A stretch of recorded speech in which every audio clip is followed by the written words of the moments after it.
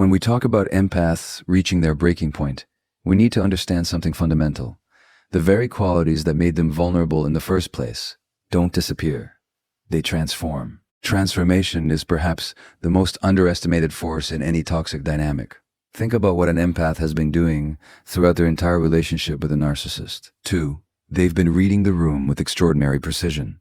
They've been tracking micro-expressions, vocal tones, body language shifts. They've developed an almost supernatural ability to predict the narcissist's moods, to sense when a storm is coming, to navigate the emotional minefield with the skill of a master cartographer. This isn't a conscious choice. It's a survival mechanism. The empath has become fluent in the narcissist's emotional language out of sheer necessity. But here's what the narcissist fundamentally misunderstands. They believe the empath is reading them in order to serve them, to please them, to maintain harmony at any cost. They interpret the empath's attentiveness as submission, their sensitivity as weakness, their accommodation as proof of their own superiority. This is a catastrophic miscalculation, because when an empath reaches that critical threshold, that moment where something inside them fundamentally shifts, all that accumulated knowledge doesn't evaporate. The database is complete. Time after years of observation, pattern recognition, and emotional intelligence have created a comprehensive psychological profile. The empath knows which words land like daggers, which silences create the most discomfort, which boundaries will trigger the most desperate responses. They understand the narcissist's fears at a level the narcissist may not even understand themselves. This is where the danger lies. Not in cruelty. Empaths who reach their limit rarely become cruel, but in precision. They know exactly where the narcissist is most fragile because they've spent years being the one who protected those fragile places. They know which truths the narcissist has worked hardest to avoid. They know the difference between the public persona and the private reality because they've been the audience for both performances. What makes this particularly potent is that the empath isn't driven by a desire to destroy. They're driven by a need for truth and self-preservation. This gives them a kind of moral clarity that's devastating in its simplicity. They're not trying to win an argument or prove a point. They're simply done participating in a lie. And when someone stops participating in your constructed reality, when they refuse to mirror back the image you've carefully crafted, the entire illusion becomes difficult to maintain. The narcissist has spent the relationship assuming they were the chess master, moving pieces around the board, while the empath played the role of pawn. What they failed to notice was that the pawn was learning the game at a deeper level than they ever played it. The empath wasn't just moving where they were told. They were understanding why the game existed in the first place, what each player needed from it, and how the whole structure stayed standing. When the empath stops playing, they don't just remove themselves as a piece on the board. They reveal that the board itself was an illusion, that the rules were arbitrary, and that the power the narcissist wielded was only ever borrowed from the empath's willingness to participate. Dangerous person in any relationship isn't the one who knows how to fight. It's the one who finally understands they don't have to. Now, let's examine what happens when the empath makes a choice that the narcissist never saw coming. They go silent. Not the silent treatment as a manipulation tactic. That's the narcissist's tool. I'm talking about something entirely different. A genuine, profound withdrawal of presence. And this, paradoxically, becomes more devastating than any confrontation ever could be. You see, the narcissistic personality is fundamentally organized around a hunger for attention, for reflection, for emotional supply. It's not about whether that supply is positive or negative. Anger, tears, pleading, even hatred, all of it feeds the same need. The narcissist exists in relationship to their impact on others, to know they're creating an effect, stirring an emotion, occupying space in your psyche. This is what Gabor would call the externalized sense of self, the personality that can only feel real through its registration in another person's consciousness. When an empath engages in conflict, they're actually providing exactly what the narcissist needs. The drama, the emotional intensity, the back and forth. It's all supply. Even when the empath is angry, even when they're setting boundaries or calling out behavior, they're still in relationship. They're still providing evidence that the narcissist matters, that they have power, that they can affect someone else's emotional state. The narcissist can work with this. They know how to escalate, how to twist, how to turn your words against you. But what happens when the empath simply stops? When there's no argument to win, no emotion to manipulate, no reaction to provoke. This creates something the narcissist I, profoundly ill-equipped to handle, irrelevance. The empath who once centered the narcissist in their emotional world, who organized their day around managing the narcissist's moods, who provided constant feedback and attention, this person becomes unreachable, not hostile, just absent. This silence isn't loud. It's not performative. The fed-up empath isn't withdrawing to punish or to make a point they hope the narcissist will eventually understand. They're withdrawing because they fundamentally realize something.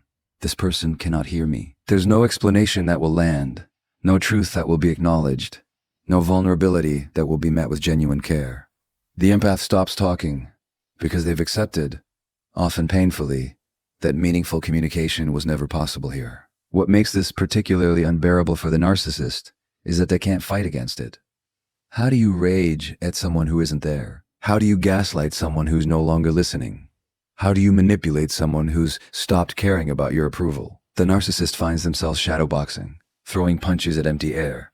They may escalate, trying to provoke a response, any response. They may love bomb, attempting to draw the empath back in. They may play victim, hoping to trigger the empath's compassion. But if the empath has truly withdrawn, none of it works. This is when the narcissist experiences something close to panic, because without an audience, without someone to validate their constructed self, they're left alone with the truth they've spent their entire life running from.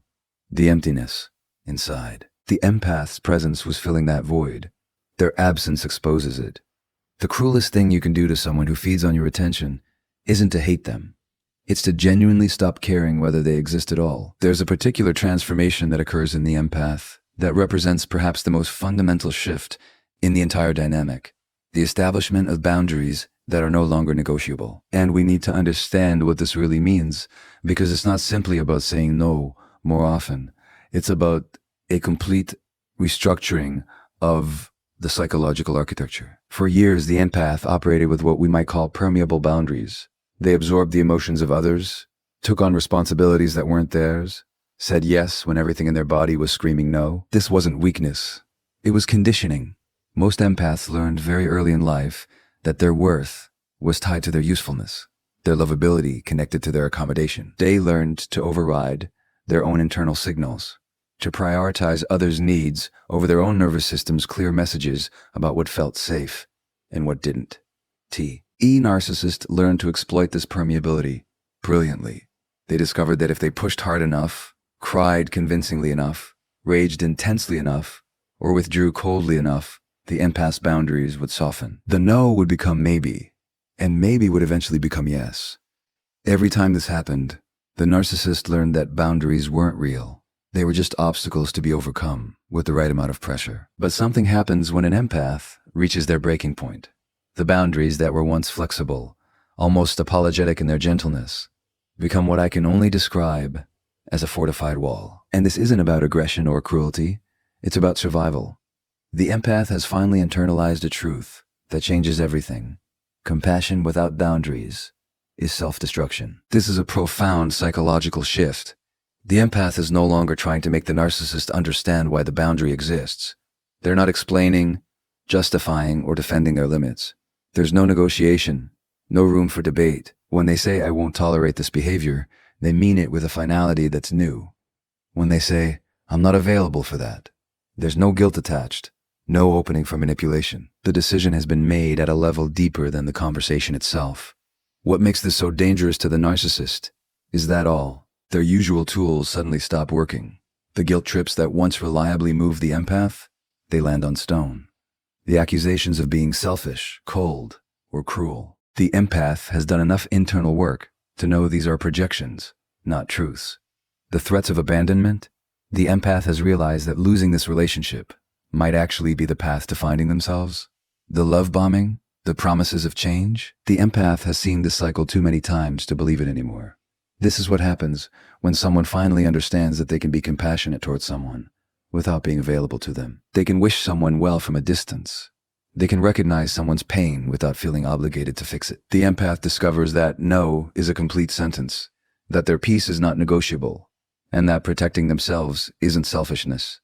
It's self-respect. The narcissist, who built their entire strategy on the empath's inability to hold firm boundaries, suddenly finds themselves facing something immovable. And because their whole relational template depends on breaking down resistance, They have no framework for dealing with a boundary that simply won't budge. They can't charm their way through it, manipulate around it, or break it down with pressure. A boundary isn't mean. It's just the place where your responsibility for yourself begins, and our responsibility for others ends. What we're really talking about here is a system.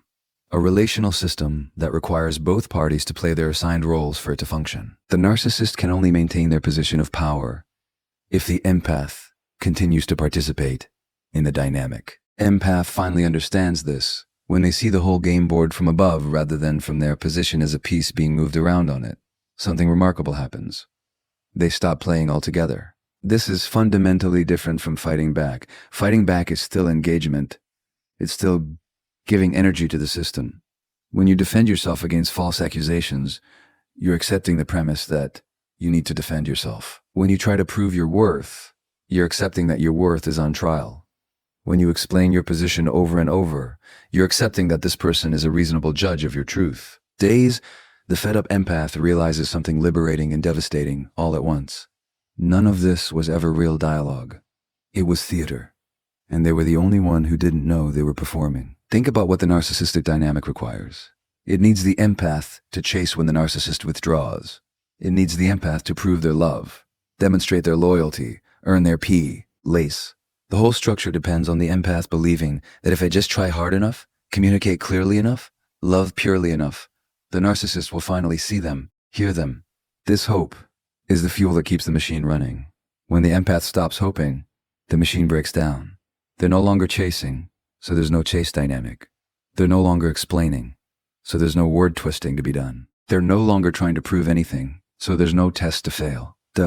The empath has stepped out of the courtroom where they were perpetually on trial for crimes they didn't commit, and their departure reveals something crucial. The trial was never legitimate in the first place. This refusal to engage affects the narcissist at a level they may not even consciously understand. Their entire relational strategy is built on predictable responses. They say something hurtful, and you react with pain. They feel powerful. They withdraw affection, and you scramble to win it back. They feel desired. They create chaos, and you work to restore order. They feel central. But what happens when you simply don't? When the hurtful comment is met with silence or indifference? When the withdrawal of affection is met with your own stepping back? When the chaos unfolds and you just let it sit there, refusing to clean it up? The narcissist finds themselves performing to an empty theater, and a performance without an audience loses its meaning. They can't manipulate someone who's no longer invested in the outcome. They can't gaslight someone who's stopped seeking their validation of reality. They can't control someone who's genuinely detached from needing their approval. This is perhaps the empath's greatest act of power. Not the power to hurt back, but the power to become genuinely uninterested in the drama. To look at the chaos and feel nothing but relief that it's no longer their responsibility to manage. To hear the manipulations and recognize them as background noise from a world they've already left. You can't lose a game you're not playing. And you can't be controlled by someone whose opinion of you has become irrelevant. Here's where we arrive at something that might seem paradoxical at first. The empath's most powerful response to the narcissist isn't revenge in any traditional sense. It's healing. And yet, this healing becomes more threatening to the narcissist's constructed reality than any deliberate act of retaliation ever could be. When the empath finally redirects all that energy they once poured into the relationship, all that effort spent trying to fix, understand, accommodate, and love someone incapable of receiving it, and turns it inward toward their own healing and growth, something extraordinary begins to unfold. They start to reclaim parts of themselves that were suppressed, denied, or abandoned in service of the relationship. They reconnect with their own desires, their own truth, their own sense of what brings them alive. As they do this work, as they integrate their pain and transform it into wisdom, they become living evidence that everything the narcissist told them about themselves was a lie. You see, the narcissist's entire framework depends on a particular narrative, that the empath is too sensitive, too emotional, too broken, too needy, that they're lucky to be tolerated, that no one else would put up with them, that their perception of reality can't be trusted. The narcissist positions themselves as the stable one, the reasonable one, the one who was trying so hard with such difficult material. This narrative protects them from having to look at their own behavior, their own emptiness, their own inability to truly connect. But when the empath heals, when they do the deep, often painful work of therapy, self-reflection, and genuine growth, They become walking proof that the narrative was fiction. They're not too broken to be loved. They were in a relationship that was breaking them. They're not too sensitive. They were with someone who weaponized their sensitivity. They're not unable to trust their own perception. They were being systematically taught to doubt it. As they heal, these truths become undeniable, not through argument, but through embodiment. And here's what makes this so profoundly threatening. The healed empath isn't just surviving. They're thriving. They're building genuine relationships based on reciprocity and mutual respect. They're pursuing passions they'd set aside. They're laughing freely, sleeping peacefully, trusting their own judgment. They're doing all the things the narcissist insisted were impossible for them. Their very existence becomes a refutation of every lie they were told. This isn't calculated revenge, because the empath isn't doing it to prove anything to the narcissist.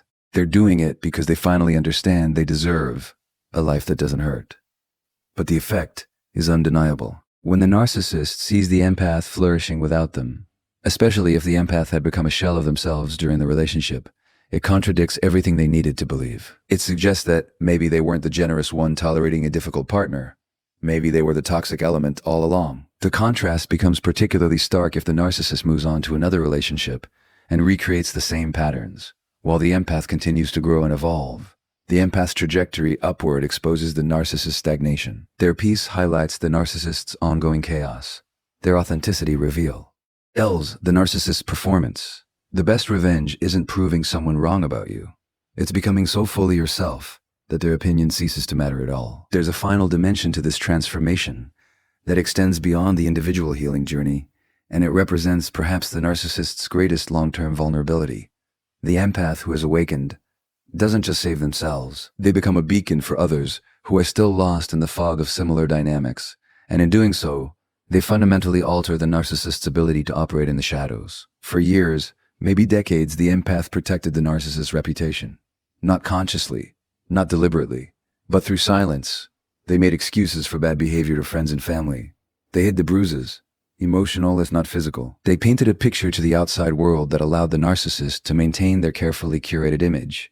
The empath absorbed the private cruelty and reflected back only the public charm. Protection was part of the dynamic, part of what allowed the narcissist to move through the world without consequence. But something shifts when the empath breaks free and begins to heal. They start to understand that their silence was complicity, that their protection of the narcissist's image came at the cost of their own truth. And more importantly, they recognize that their silence might be enabling the narcissist to harm others. This realization carries a moral weight that changes everything. The healed empath begins to speak, time itself cause and difficulty, not from a place of vengeance or bitterness, though there may be anger in the process. Healthy anger, the kind that says, "This was not acceptable." They speak from a place of truth-telling, of naming what happened without embellishment or exaggeration. They say things like, "This is what I experienced, this is how I was treated, this is what this pattern looked like in my life." And crucially, they say, if you're experiencing something similar, you're not crazy, you're not imagining it, and you don't have to stay.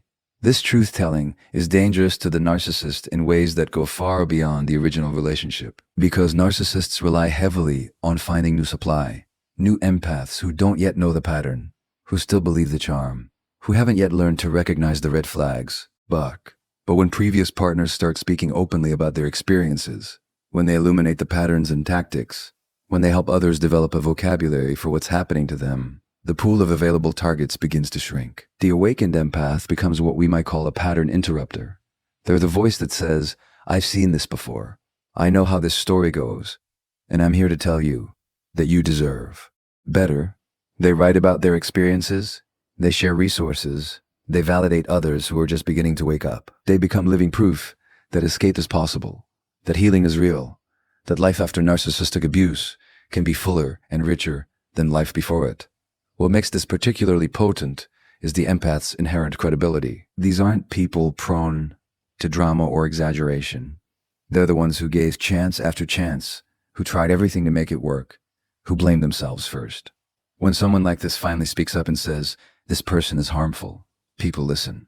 Their restraint throughout the relationship, their reluctance to speak ill of others, their demonstrated capacity for empathy, all of it lends weight to their testimony.